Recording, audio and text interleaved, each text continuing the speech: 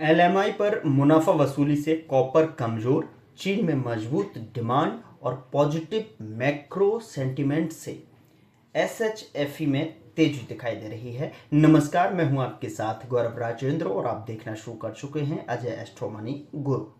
तो आज के शो में हम बात करेंगे कि चीन में मजबूत डिमांड के साथ में एलएमई पर मुनाफा वसूली से कॉपर कमजोर दिखाई दे रही है और पॉजिटिव मैक्रो सेंटिमेंट से एसएचएफई में तेजी किस तरीके से दिखाई दे रही है। तो चलिए शो की शुरुआत करते हैं। दरअसल कॉपर की कीमतों में मंगलवार को मिश्रित रुझान देखने को मिला। लंदन मेटल एक्सचेंज यानी एलएमई पर मुनाफा वसूली और मजबूत डॉलर के दबाव में गिरावट आई, जबकि शंघाई फ्यूचर्स एक्सचेंज यानी एसएचएफई पर मजबूत डिमांड और पॉजिटिव मैक्रो संकेतों के चलते तेजी बनी रही। एलएमई पर 3 महीने के कॉपर कॉन्ट्रैक्ट की कीमत $103.5 घटकर $10,770 प्रति टन रही, तो वहीं 0.97% की गिरावट दर्शाती है। ट्रेडर्स से पिछले हफ्ते की रैली के बाद मुनाफा वसूली की, जब डॉलर की मजबूती ने सेंटिमेंट पर दबाव बनाया। शंघाई फ्यूचर्स एक्सचेंज यानी एसएचएफई पर नवंबर 2025 का सबसे ज़्यादा ट्रेड होने वाला कॉन्ट्रैक्ट 1.52% बढ़कर 86,120 युआन प्रति टन बंद हुआ। डाउनस्ट्रीम रेस्टोकिंग और मजबूत फिजिकल डिमांड से सेंटिमेंट सपोर्टेड रहा। ट्रेडिंग वॉल्यूम और ओपन इंटरेस्ट दोनों में बढ़ोतरी दर्ज की गई। भारत में एमसीएक्स कॉपर अक्टूबर फ्यूचर्स 1003.25 रुपये प्रति किलोग्राम पर मामूली गिरावट के साथ ट्रेड हुए, जो ग्लोबल ट्रेंड को फॉलो करते दिखे।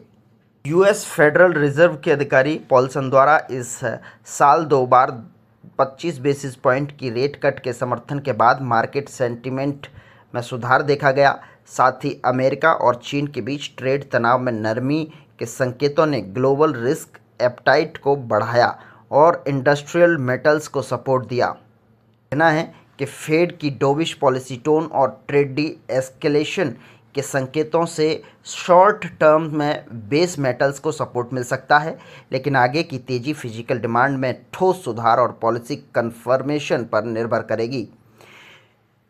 फिजिकल मार्केट में एक्टिविटी ऊंचे फ्यूचर्स प्राइस के बावजूद मजबूत रही। शंघाई में एक copper cathode premium 80 yuan tonne तक बढ़ गया, जो पिछले सत्र से 60 युआन ज़्यादा है। स्पॉट डील्स 84,800 से लेकर 85,290 युआन टन के बीच हुई, जबकि इंपोर्ट लॉस लगभग 800 युआन टन के आसपास रहे।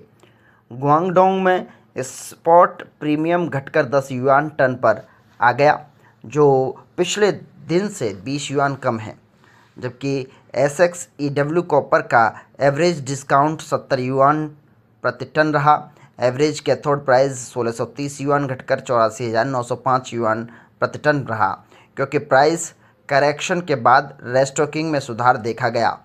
इंपोर्टेड कॉपर के लिए बॉन्डेड वेयरहाउस प्रीमियम 45 से $53 टन यानी क्यूपी अक्टूबर और $45 से $61 प्रति टन यानी क्यूपी नवंबर पर स्थिर रहे। वहीं सीआईएफ ईक्यू कॉपर कोट्स $17 से $25 प्रति टन पर फ्लैट रहे और ज़्यादातर शिपमेंट अक्टूबर के मध्य से अंत तक के लिए बुक हुए।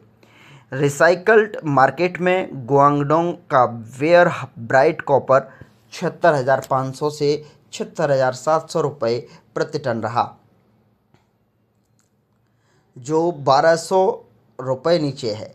कैथोड स्क्रैप प्राइस गैप 3,241 रुपये प्रति टन तक सिमट गया, क्योंकि जियांगसी प्रांत में अनरजिस्टर्ड स्क्रैप खरीद पर इंसेंटिव घट दिया गया है।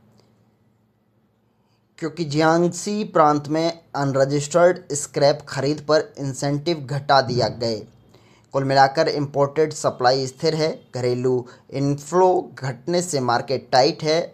हॉलीडे के बाद डाउनस्ट्रीम डिमांड में सुधार हुआ है, हालांकि ऊंचे दाम बल्क खरीद को सीमित कर रहे हैं।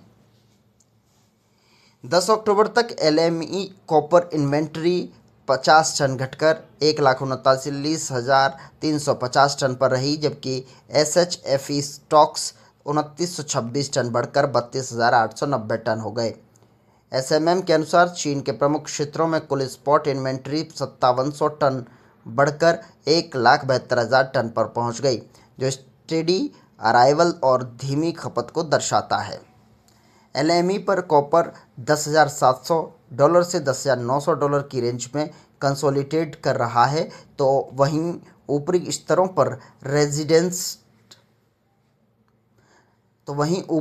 पर रेजिस्टेंस का सामना कर रहा है। एसएचएफई में प्राइस को मजबूत spot activity, stable import premium और पॉजिटिव मैक्रो फैक्टर्स से सपोर्ट मिल रहा है।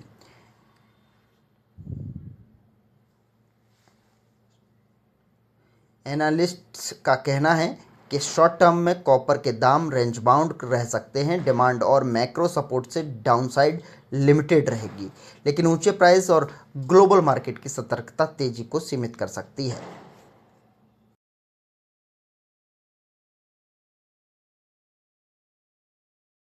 तो आपने देखा कि किस तरीके से जो है सेंटिमेंट पर दबाव बनाते हुए दिखाई दिए। एलएमई पर मुनाफा वसूली से कॉपर कमजोर, और वहीं चीन में मजबूत डिमांड के साथ भी पॉजिटिव मैक्रो सेंटिमेंट से एसएचएफई में तेजी दिखाई दी। अगले शो में फिर मुलाकात होगी एक नई जानकारी के साथ। तब तक के लिए नमस्कार।